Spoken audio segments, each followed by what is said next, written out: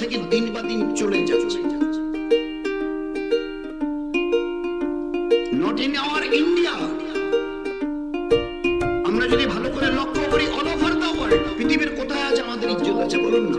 প্যালেস্টাইনের অবস্থা আপনারা একটু যারা খবর রাখেন বুঝতে পারছেন।